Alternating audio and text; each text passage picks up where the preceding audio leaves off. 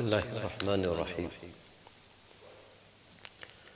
والصلاة والسلام على سيد المرسلين وعلى آله وأصحابه أجمعين أما بعد وعن محمد بن المنكدر رضي الله تعالى قال رأيت جابر بن عبد الله رضي الله تعالى عنه يحلف بالله أن ابن السياد الدجال. قلت تحلف بالله؟ قال إني سمعت عمر رضي الله تعالى عنه يحلف على ذلك عند النبي صلى الله عليه وسلم فلم ينكره النبي صلى الله عليه وسلم. متفق عليه. Hadith Sharif is being narrated by Muhammad ibn al-Munkadir. He said that I have seen Jabir ibn Abdullah radiyallahu ta'ala taking an oath of Allah subhanahu wa ta'ala and saying that Ibn Sayyad, he is Dajjal. So Muhammad ibn Munkadir said, I said to Jabir ibn Abdullah that are you taking an oath of Allah subhanahu wa ta'ala? So Jabir ibn Abdullah radiyallahu ta'ala replied that yes, I have heard Umar radiyallahu ta'ala taking an oath onto the same sentence, onto the same belief, onto the same remarks. Umar radiyallahu ta'ala taking an oath, and what does that mean? That Umar radiyallahu ta'ala used to take an oath that Ibn Sayyad, he is Dajjal. So Jabir ibn Abdullah, he said that Ibn Sayyad is Dajjal, and he took an oath of Allah in front of Muhammad ibn Munkadir. So Muhammad ibn Munkadir said, are you taking an oath? So Jabir ibn Abdullah said, yes, I have heard Umar radiyallahu ta'ala taking an oath onto the same thing that Ibn Sayyad is Dajjal, and Umar radiyallahu ta'ala was taking an oath by Nabi sallallahu alaihi wasallam, in front of Nabi sallallahu alaihi wasallam, and Nabi sallallahu alaihi wasallam didn't refute. Nabi sallallahu alaihi wasallam didn't say anything. Nabi sallallahu alaihi wasallam kept quiet, remained silent. So Umar radiyallahu ta'ala taking an oath in front of Nabi sallallahu alaihi wasallam that Ibn Sayyad is Dajjal, and that became proof and evidence for Jabir ibn Abdullah that he is taking an oath in front of Muhammad ibn Munkadir that Ibn Sayyad is Dajjal. And when Muhammad ibn Munkadir argued that how can you take an oath that Ibn Sayyad is Dajjal? So he said, no, I saw Umar radiyallahu ta'ala taking an oath onto the same topic that Ibn Sayyad is Dajjal in front of Nabi sallallahu alaihi wasallam. Falam yunkirhu. Nabi sallallahu alaihi wasallam didn't refute. Nabi sallallahu alaihi wasallam did not make any inkar, did not make any comment. Nabi sallallahu alaihi wasallam did not deny. So then ulama goes into the detail that how do we understand this hadith sharif. The simplest understanding that Nabi sallallahu alaihi wasallam said that there will be many Dajjals. One of the Dajjal who will be final figure, that is Dajjal Akbar. But in one of the hadith sharif, Nabi sallallahu alaihi wasallam said that there will be 30 Dajjaluna Kadhabun. There will be 30 Dajjals who will be liars. We have in our time. Their lie is like daylight. They claiming for the prophethood, and they are the Dajjal of our time. So Nabi sallallahu alaihi wasallam said that like that many Dajjal will come. Many Dajjal will come. So here Umar radiyallahu ta'ala taking an oath that Ibn Sayyad is Dajjal. So he is one of the Dajjal. Because when Nabi sallallahu alaihi wasallam said to him, do you believe in me that I am Allah's messenger? He said, yes, I believe. And he said that, do you believe in me, na'uzubillah, that I am also Allah's messenger? So it is Dajjal. One of the Dajjal, one of the deception. He wanted to deceive, na'uzubillah, Nabi sallallahu alaihi wasallam. And he said that, I see thrown onto the water. So that is, indicating Nabi sallallahu alaihi wasallam said, that is the throne of Shaitan. So Shaitan becomes their guru. Shaitan becomes their guide of the Dajjaliyah, of all those liars. So, this is one of the Dajjal. And for that, Umar radiallahu ta'ala saying in front of Nabi Sallallahu and Nabi Sallallahu is not refuting. Otherwise, we went through that hadith sharif that Ibn Sayyad was there and Nabi Sallallahu and Hazrat Abu Bakr and Hazrat Umar, they went to see him. And that conversation took place between Nabi Sallallahu and Ibn Sayyad. And in that conversation, he was talking some of the nonsenseful thing. So Nabi Sallallahu even said, "Ikhsa walan ta'du qadrak." Know your limit. Keep quiet. Do not cross your boundary. Nabi Sallallahu said. That's when Umar radiallahu ta'ala seeking permission that allow me, Ya Rasulullah, adrib unuqahu. I chop his neck off. Nabi Sallallahu said that if he will be that final Dajjal, then you will not be a killer. And if he is not that final Dajjal, then what is the use of killing him? So that also again suggests that there will be Dajjajila like that. Final Dajjal will come to tackle that Dajjal. Isa alayhi salatu wasalam will come down. This riwayat, few riwayats, 1 or 2, 3 riwayats, then we will be entering into the chapter of descension of Isa alayhi salatu wasalam. Descension of Isa. May Allah subhanahu wa ta'ala give us all our aqaid intact and perfect. May Allah subhanahu wa ta'ala make us such that we firmly believe in every aqidah. Another thing, Muhammad ibn Munkadir. I don't know, maybe some of you will be old, maybe Anwar Bhai is young. Otherwise, when after we cross age of 40 or sometime 50, then we should consider, especially in this type of environment, that now we are aging, we are becoming old. The first time when I did hit 50, that's when we started worrying that you are being diagnosed with blood pressure or some of the illnesses. Whenever we become diagnosed with these types of illnesses, then we must know that telegram has come from Allah subhanahu wa ta'ala, that be ready for your death now. Your blood pressure, it's a message of Malikul Maut. Your diabetes, it's a message of Malikul Maut. White hair in your beard, in your head, it's a message. So, first time when we become diagnosed with blood pressure, then we think that, when Sahaba, when they used to become old, how they used to behave, how they used to respond when they are aging, when alarm is going on, that time of departure is not very far. Then, so you find very many interesting ahadith sharifa, and that is what, like our Suleiman Chacha is not well. If person, our Sayyid by Lhasa, he has made a lot of khidmat of the masjid. If people, when they become ill, they become confined to bed, when they become weak, then if we study Sahaba, then we will have a lot of materials that what should be shared in front of these types of people. What should we talk? What sort of bundles and parcels we should make in front of them? And I remember Muhammad ibn Munkadir. I remember Muhammad. I was going through and I was just searching one topic. That when you become 50, 60, 70, then you want to know how Sahaba used to tackle this age. When they become old, how they used to receive it, what they used to do it, how they used to behave. So you find many ahadith sharifa. One of the riwayat, that one Sahabi, just by the name of Muhammad ibn Munkadir, I don't know which riwayat is connected to him, but one of the riwayat was his also. I'll share few.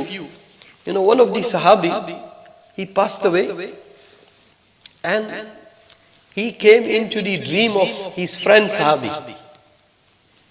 And he said that, that Jew businessman, I owe him 7 dinar. Please, can you pay him back? And you don't have to do anything. You go to my house in my house, I have kept one springbok's horn. You know, they have very long horns. So in that horn, I have left that 7 dinar, which I had borrowed from him. I didn't have an opportunity to use it. So please, can you return? One thing. Second thing, that you know, from my household, I have a she-cat, and that cat is about to come to me, about to leave dunya, about to die. Second.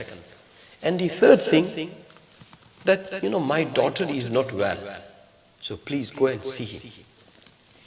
Now, you know, we are into the social media age, and you know, we were fortunate to have Hazrat Maulana Mufti Muhammad Saeed Palanpuri Sahib Rahmatullah Alayhi in our masjid.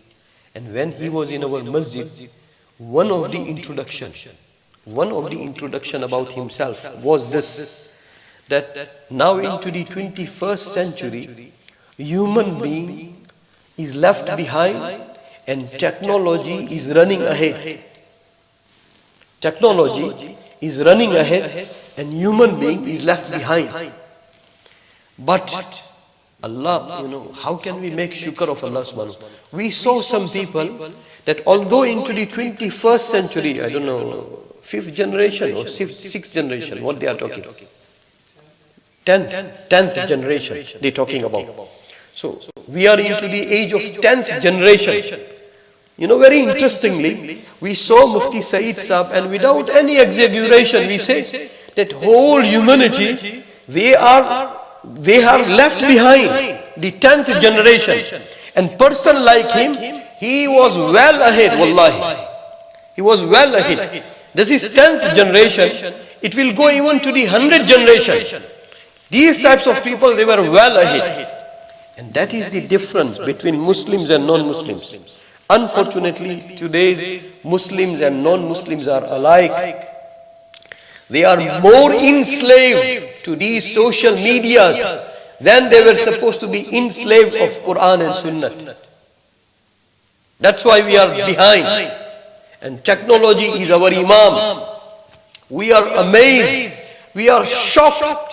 We marvel. We wonder. We don't come out of excitement of this technology. And we saw that man, he will not even know how to use the smartphone of many features. But to him, this 10th generation was nothing. Nothing. Why? Because they were engrossed into Quran and Sunnah. May Allah subhanahu wa ta'ala accept our life. That is the subject I wanted to just touch on. You know, it's time every dua. Yeah, our Allama Sahib Rahmatullah Alayhi, you know, he was, I think one can safely say that now we will see these types of people very few. And gradually they are disappearing from the face of the earth, one by one. So may Allah subhanahu wa ta'ala, you know, may Allah subhanahu, it's a time of acceptance for dua. Oh Allah, make us such that whole creation and whole universe becomes our slave. Oh Allah, but make us your banda, nothing else. May Allah subhanahu wa ta'ala accept us. What I wanted to say, that Muhammad ibn Munkadir is one of the Rawi. Now, what I was saying, that this is 10th generation. Even it will go to 100th generation, which will maybe take many years. But that 100th generation also will not have such a concrete and such a strong and such a far distance connection from barzakh, you know, after death. Communication from that world to this world, and it's a reality. It has been shared by authentic ahadith sharifa narrations. So you know, this Sahabi comes into the dream of his friend and he says 3 things. That I owe 7 dinar and it is left into the horn, and my cat is going to join me. Second. And third, my daughter is not well. So you know, the Sahabi went to that Sahabi's house. And As soon as he went, wife started complaining, maybe from the parda, that what type of friend are you? Your friend passed away and you never paid any visit? What type of friend? What type of friend? Even our daughter is not well. So, he ticked that from the qabr he came, and that is being done by Allah. No one can do it independently. But after death there is a vast world. Anwar Bhai is making masjid khidmat. Do you think that masjid will let him go in vain? No, that masjid will escort him when he will be dying, when he will be in his qabr, when he will be in his barzakh, when he will be in his resurrection, into hereafter. Anybody for that matter. Anybody for that matter. So, the Sahabi, so Allah does not, nobody does it independently. So, this Sahabi, he took one, that, his daughter is not well. And then she said, one of our cat died. Maybe that Sahabi used to love that animal as a pet animal. So, something is noticeable and something is not noticeable. But when he came as a friend, so she said that, one of our cat, maybe it was pet to that Sahabi, already died. So he took the second thing. And then he was sitting, and all of a sudden his eyesight fell onto that horn. So he just picked it up. As you know, we have some different room, and women, they sit in a different. When he picked it up, and he was trying to, so 7 dinar came down. So he picked it up, those 7 dinar, without mentioning to anybody. He went to that Jew. He said to the wife that, I'll come back again to visit you. So he went to that Jew and he asked that friend of mine, did he borrow anything from you? So he said, hey, he died already, so just forget it. He was not Muslim, Jew. He died. He said, no, but you will have to tell me. He said, no, don't worry. He said, no, you will have to tell me. So he said that he had borrowed 7 dinar from me. But as he died, it's forgiven and forgotten. He said, no. He said, I saw my friend in a dream, and he had not used your 7 dinar. He had left it into that horn. I have brought it. He gave me an instruction from the dream that I must return it to you. These people, they were Muslims. They had done this type of dealing with Jew. And when that Jew will hear the story from the qabr and such a concrete communication, will it not penetrate his heart? May Allah subhanahu wa ta'ala give us tawfiq. This was the real wealth Muslim used to own. Muhammad ibn Munkadir, either him or one of his relatives, he went to visit or he was about to die. When he passed away, before he passed away, somebody came to pay a visit, Sahabi, and said that, my mother came in a dream. She had already passed away. And she said that my kafan is gone very old. Very old. So please send me one kafan. And so, maybe Muhammad ibn Munkadir. He is coming to this world. So please send me. It is being narrated into riwayat that in that Sahabi's kafan, one extra pair of kafan was packed. It was packed. Now in that world of Allah, you don't need kafan. But Allah subhanahu wa ta'ala is revealing the conditions of barzakh. What happens after death? Allah subhanahu wa ta'ala wants us to know its vastness. There are communication. One of the Sahabi went to pay a visit to a Sahabi who was about to pass away from this world. So he said, if you go to that world, one of my relatives, he is gone. So please convey him my salam. So the Sahabi said that when I'll go to that world, I will not be free. So if I cannot convey your salam, please excuse me. He said, no, all the pious souls, it is being mentioned into the Hadith Sharif that Allah subhanahu wa ta'ala, every soul, when every soul comes out, there is a reception from that person's bed to Allah subhanahu wa ta'ala, to Allah subhanahu wa ta'ala. And that reception is unbelievable, unimaginable. We cannot even comprehend.